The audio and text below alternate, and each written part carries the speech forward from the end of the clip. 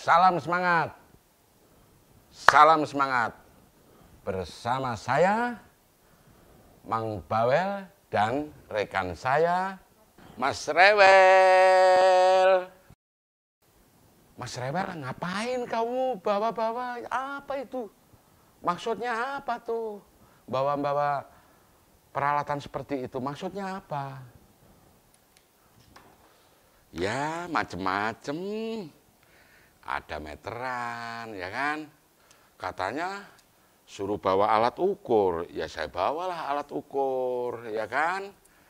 Kata anak saya harus suruh bawa alat ukur untuk mengukur sekolah, katanya begitu.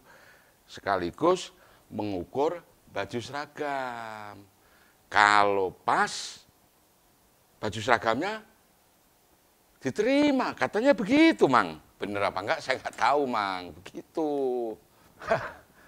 Ada-ada aja kok. Maksud bukan begitu, Mas Rewel. Berarti kamu ini, aduh, parah nih. Tersesat kau itu ya. Bukan begitu maksudnya ya. Malah begini, Mang. Yang saya dengar sampai pindah rumah, Mang. Lah mau nyekolahin anak kok jadi repot begitu ya, Mang. Sampai pindah rumah segala, Mang. Aduh, bingung nih. Gara-gara anak mau sekolah, aduh, jadi pindah rumah, Mang. Gimana tuh, Mang? Bukannya pindah rumah. Maksudnya ya, dengerin nih. Maksudnya itu pindah kakak. Begitu, Mas Rewel. Lah kok malah pindah rumah? Berarti rumahnya dibongkar apa? Kalau rumah panggung enak, Mang. Bukan begitu, pindah kakak. Oh, ya udah kalau begitu. Emangnya bisa, Mang? Bisa lah. Di kita apa yang nggak bisa? Yang nggak bisa. Apa lagi? Cuman nelen kepala sendiri, Mang. Oke. Oke.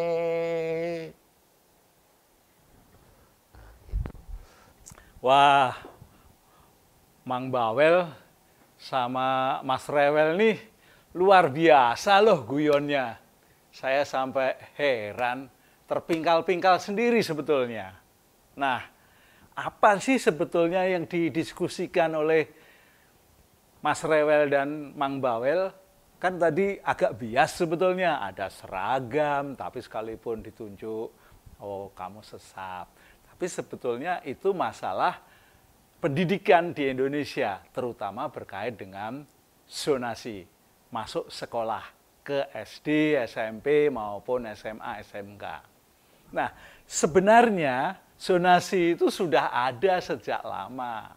Dari waktu ke waktu memang terus diperbaiki. Tapi faktanya memang masih ada saja kekurangan-kekurangan tentang aturan zonasi. Nah, zonasi ini kan langsung ada di daerah masing-masing. Kalau tingkat SMP di Kabupaten Kodya, kalau SMA, SMK ada di level provinsi. Nah, zonasi ini juga aturannya karena diserahkan pada pemerintah daerah juga macam-macam. Ada yang jaraknya paling dekat dari rumah itu hanya 1 kilo, wilayah yang bisa diterima di sekolah X, tapi ada yang sampai 9 kilo sampai 10 kilometer untuk bisa diterima di sekolah X. Namun faktanya pada zonasi penerimaan murid baru ini pada tahun 2023 banyak sekali kasus, terutama pembohongan. Pembohongan apa? Pembohongan data untuk kependudukan. Jadi si anak ataupun orang tua pindah ke wilayah yang dekat dengan sekolah. Nah, inilah yang perlu kita kaji sebetulnya. Ada apa sih kok terjadi pembohongan? Apakah memang bangsa kita ini suka bohong, masyarakat kita ini suka bohong, atau memang orang yang termasuk apa ya, kalau bohong itu kan sebetulnya tidak jujur ya, bener nggak? Iyalah, gitu. Nah, pada aturan-aturan itu tentang zonasi sebetulnya kan 50% dari daya tampung penerimaan peserta didik baru di setiap sekolah itu jatahnya 50%. Jadi kalau jatahnya sekolah itu mampu menerima 200 siswa baru, maka ada 100 peserta didik baru yang masuk dari wilayah zonasi itu. Luar biasa aturan itu. Tapi balik-balik lagi, kenapa terjadi perpindahan penduduk yang fiktif itu? Ya karena biasanya yang dikejar adalah sekolah-sekolah yang favorit. Sekolah-sekolah yang punya nama, sekolah-sekolah yang punya prestasi, sekolah-sekolah kalau anak SMA, SMK itu ya bisa langsung bekerja dan banyak yang bisa meneruskan ke pendidikan tinggi. Itu alasannya. Jadi sebetulnya kalau terjadi perpindahan penduduk ini keinginan anak atau keinginan orang tua? Menurut Anda semua gimana nih? Saya yakin itu adalah keinginan orang tua. Anak mah tahu apa, yang penting mau sekolah, di sekolah yang baik, sekolah yang maju, sekolah yang berprestasi. Tapi karena ada zonasi itulah orang tua membuat pemikiran untuk merubah apa ya, kependudukannya. Oke. Dari proses pembohongan tentang kependudukan ini, hal yang paling meledak tentang kasus penerimaan murid baru berdasarkan zonasi ini, yang paling hebat ternyata di Jawa Barat. Saya acungi jempol ini, sampai ketemu kasus-kasus tentang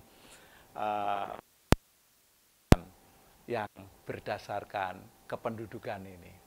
Di Jawa Barat ini jumlahnya ada 4.791 siswa yang mengalami, dan apa akibatnya? Akibatnya dibatalkan untuk ke sekolah yang dituju. Ini sebuah keputusan yang luar biasa, baik itu dari tingkat distrik kabupaten, baik itu distrik tingkat provinsi, dan Pak Gubernur maupun Pak Bupati ataupun Pak Wali Kota, luar biasa, berani mengambil sikap yang demikian itu. Jadi kecurangan-kecurangan ini kalau dibiarkan memang pasti akan berdampak pada 10, 15, 20, 30 tahun yang akan datang. Nah, bagaimana itu kalau tidak diambil sikap yang tegas dari pihak yang berwenang? Jadi setiap daerah sebetulnya ada sebuah kelompok pengaduan masyarakat. Ya. Pengaduan masyarakat ini yang paling luar biasa. Ya. Ada yang nggak percaya, maka diukur. Ya. Jarak sekolah sampai rumah dia menggunakan meteran. Pernah lihat ya itu di dunia maya. Dan yang lebih hebat lagi, ada anak, orang tuanya tahu bahwa rumahnya dekat dengan sekolah, tidak diterima di sekolah itu, sementara orang-orang yang jauh tempatnya dari sekolah diterima, dan pada saat dia akan berangkat ke sekolah pasti lewat rumah dari anak yang tidak diterima itu. Nah, itulah yang menjadikan lembaga pengaduan masyarakat tahu, karena ada laporan masyarakat. Nah, jadi di Jawa Barat ini ada daerah loh yang dikenal sebagai juara kecurangan dalam penerimaan penerimaan pendidik siswa baru. Penerimaan apa ya? pokoknya penerimaan siswa baru dah, gitu. Itu Bogor menjadi juaranya dalam hal kecurangan. Nah, sangat luar biasa. Nah, apa akibatnya kalau dia tadi dibatalkan? Ya tentu tidak akan sekolah di sekolah-sekolah itu yang sudah dipilih sekolah-sekolah favorit. Akhirnya ya mungkin dia akan mendapatkan sekolah di tempat yang tidak diinginkan. Barangkali itu saja yang bisa saya sampaikan. Salam pendidikan Indonesia agar lebih maju, lebih bergairah, dan tahun-tahun akan datang semakin baik proses penerimaan siswa baru.